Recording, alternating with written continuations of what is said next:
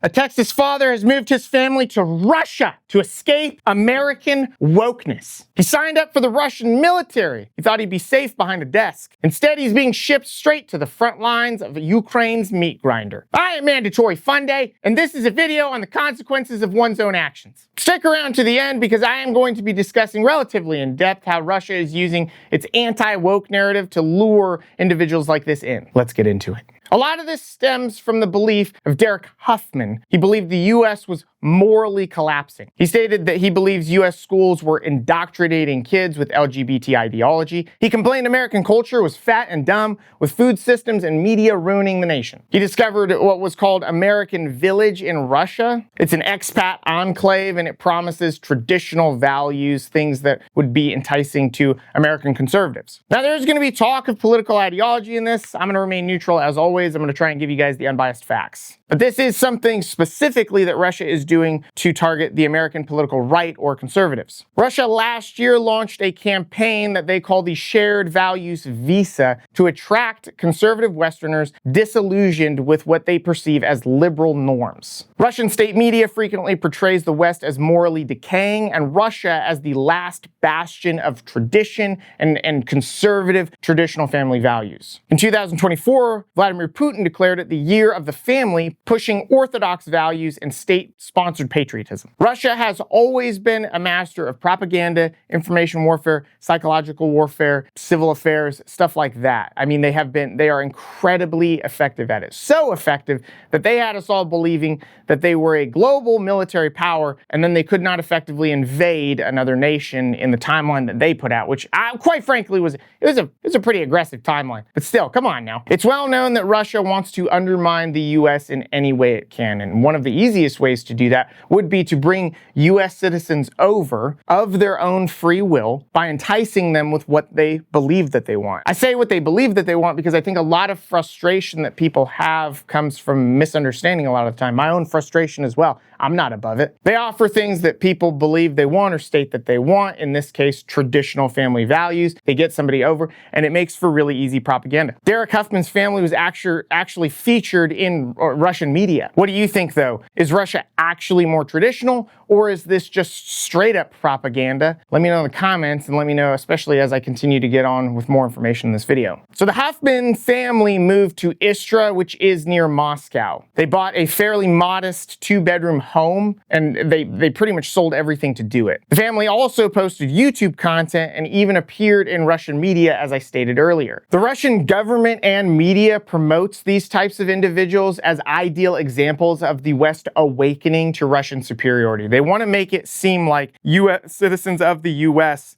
Now believe that Russia is better. This sends a powerful message, a powerful signal to like anybody that hears it, whether it's true or not. If they can get even one person to do this, it's massive. This is not the only story like this, and these stories are often featured on state news to reinforce pro-family, anti-Western messaging and propaganda. It does bring up a really interesting question. Would you ever move to a different country because of your political beliefs? Because there are literally people that are doing that. And there are people obviously moving from other parts of the world to the U.S. I think a lot of people still want to be in the U.S. for many, many reasons. But this is an incredible way for Russia to fully undermine the U.S. by saying like, hey, we got people from your team coming over to our side. The video is not over, but I want to give a shout out to my website, which is always pulling its weight. We've got merchandise there. If you want to become a member, you can get 20% off that merchandise and you can get access to exclusive content that you'll only see there. I want to say it again. Thank you guys so much for the coins, the patches, all of it. I really appreciate it.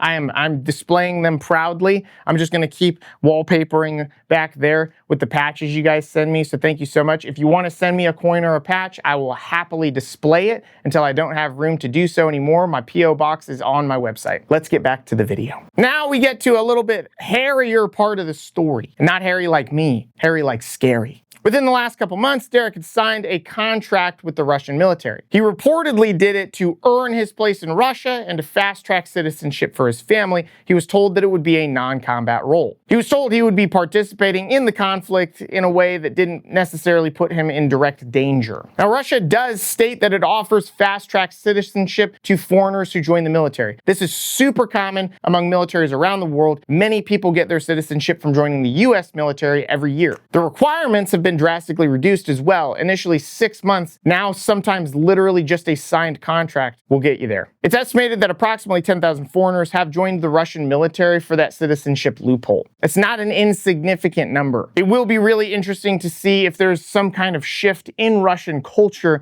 over the next couple decades with this influx of foreigners, specifically foreigners coming from Western nations. I'd be really curious to see what the cultural impacts of that is. You know, you can go to any major American city and see like European stores of any kind, you know, South American stores, African stores. Are we going to have like a Buc-ee's in Russia at some point? Is there going to be a Hot Topic in Russia selling Cookie Monster pants to children that are clearly going to go to jail after they graduate high school? This does bring up an interesting question. You know, what lengths will people go to give their family what they perceive as a better life? Would you join a foreign military if it meant a better life for your family? Or is that just asking for trouble? Derek was allegedly sent to the front lines of Ukraine and he's not doing the safe logistics job he was promised. His wife Deanna said he feels thrown to the wolves and is surviving on faith. Derek doesn't speak much Russian and reportedly got very little training, something like 3 weeks of rushed military training. Reports are showing that many foreign recruits, including those with limited Russian speaking skills, are being deployed to some of the most dangerous zones in the conflict. Despite promises of safe roles, Russia has used them to plug gaps on the front line as casualties mount. In the American military, a very combat-oriented focus is taken in pretty much every branch of service,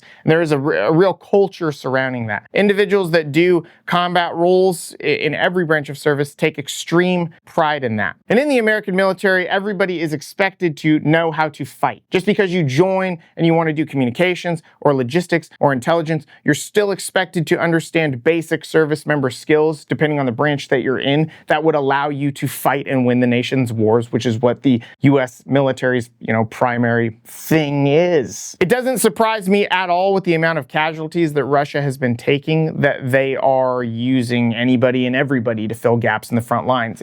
At the end of the day, it doesn't matter how many support service members you have. If you don't have somebody fighting, you don't have a military, you don't have a conflict. Russia has continued promoting anti-woke migration success stories, but rarely discusses the fallout or failures. Expats facing hardship are often ignored once their propaganda value diminishes. Basically, Russia got what they wanted out of the Huffman family, and now they're kind of ignoring them, ignoring what they're saying they need. There are also reports that Derek did not get paid for a significant period of time, may still have not been paid for his time in the military, and there was reportedly a bonus that he was supposed to get that he never did. The story is super interesting because lots of people say that they want to move, depending on who gets elected or whatever. Well, this guy did, based on his ideological beliefs.